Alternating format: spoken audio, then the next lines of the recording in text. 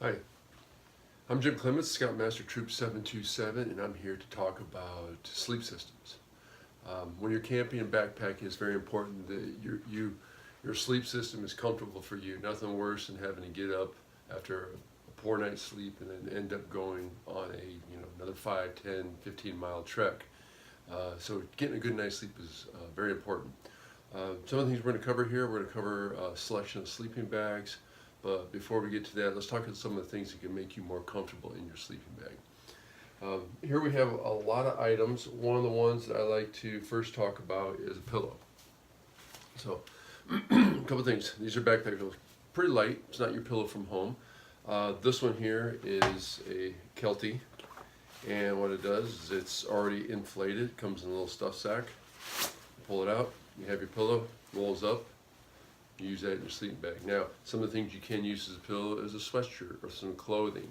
But if you want something a little more comfortable, because I find that, rolling up my sweatshirt ends up giving me I get the zipper in my face and such. So here's one option for a pillow, but it does take up real estate because it does go in a stuff sack pretty big. One of the other items we have is I have an inflatable pillow. Very small, very lightweight.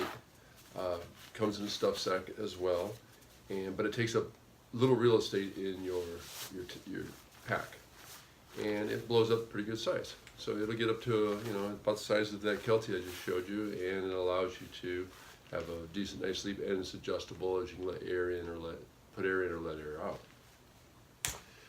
One of the other things is warmth. So when we want to get warm, your sleeping bag may be fine, but sometimes you just need an extra 10 degrees, because once you buy your sleeping bag, it's going to last you. It could last you 8, 10, 15 years, if not more, if you take care of it. But in different conditions where it's a little cooler out, you might want to add an extra 10 degrees. Now I have multiple bags for different environments, but this is a sleeve, and what this does is a thermalite reactor, and you just put this on like a cocoon, and again it comes in a stuff sack, and you slide into this and then get into your sleeping bag. Pretty lightweight, but what it does, it'll add about 10 degrees warmth to your sleeping at night. So these are some comfort items that are possible purchases for if you just want to be a little more comfortable in your sleeping. Now, let's talk about pads. Sleep pads come in many shapes and sizes. This is one here. This is an inflatable sleep pad that goes with my Big Agnes system. We have another sleep pad that comes in rolls. Some of the benefits to these, this gets me off the ground and is insulated, so it keeps me a little warmer, which is nice. And it rides in a stuff sack about this big.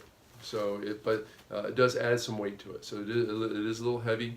But as you get older and you want to be more comfortable, sometimes you sacrifice some items to make sure you are comfortable. This pad here is a nice pad. It rolls out to a good length. It can be strapped to the outside of the backpack. It can be used as a sit-upon or something to sit on while you're taking a break on your treks and your hikes. You can use it for first aid. It can be used wrapped around a leg or an arm for a splint. Multiple purposes, and you want to think about that when you're selecting items to go backpacking. So this is a nice one. It does have sections in there, as you can see that they're pretty padded. So it does add some nice comfort. Particularly, it's like if you're a scout, then you don't need a whole lot.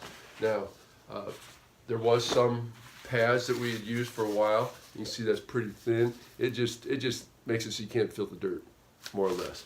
I'm in preference if you're not going to go with an inflatable. These are pretty expensive.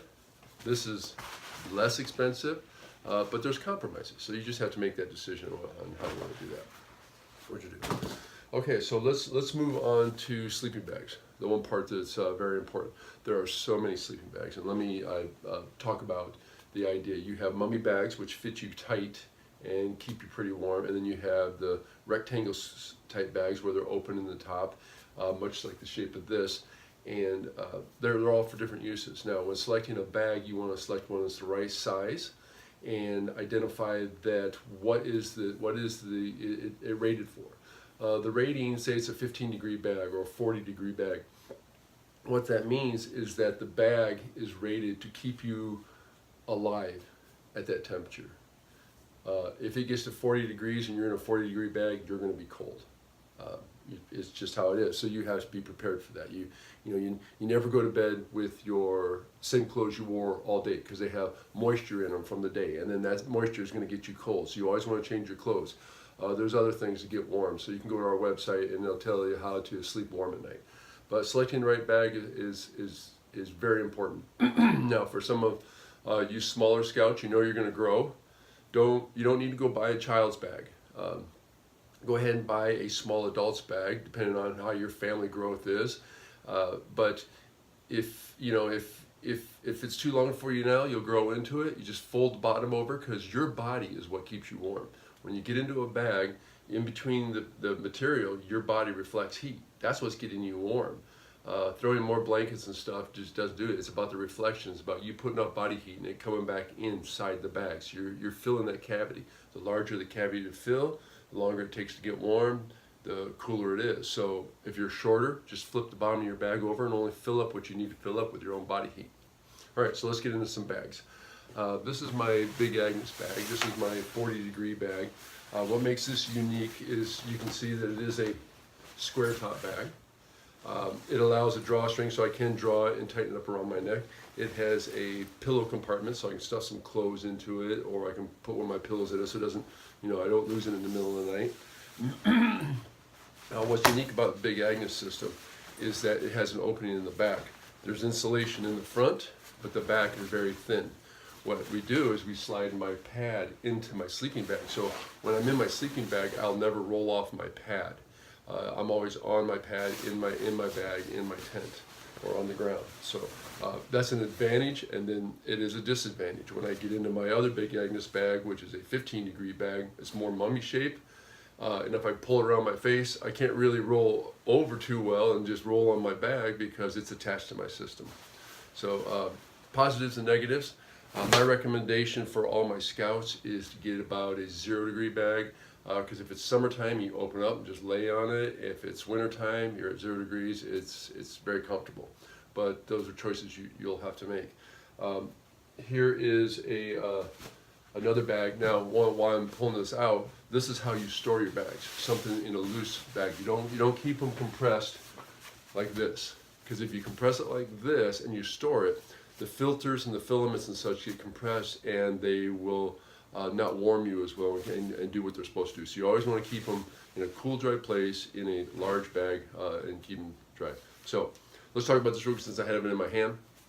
You want to be able to compress your sleeping bag into a small compartment so it fits into your backpack. There's a nice compartment in most backpacks now is for your sleeping bag. In my backpack, I can put my sleeping bag, my sleep pad, and my pillow all right in the bottom. It all fits nicely in the bottom of that, because I can compress it quite tightly. This Big Agnes bag I had fits into this bag here, and that compresses nicely right into my backpack. So this is a sleep bag that my son had, and we bought this, I'd say probably about 8 years ago. And it's lasting him still this far, because he takes care of it. It's been washed, it's been cleaned, it's been stored in the proper bag. But this is a 0-degree bag, and it's made by Coleman. And you can see that the top is not square, but it has more of a hooded environment on it. And he's used that for many years. And I mean, it's a good size. There's how tall it is. Again, if you're shorter, just fold the bottom over and you only have to fill up that much. But it's important that you select the right bag for what you want to do. Now, I do have one more bag. Don't be caught off guard by the features of, oh, it's waterproof or it does this.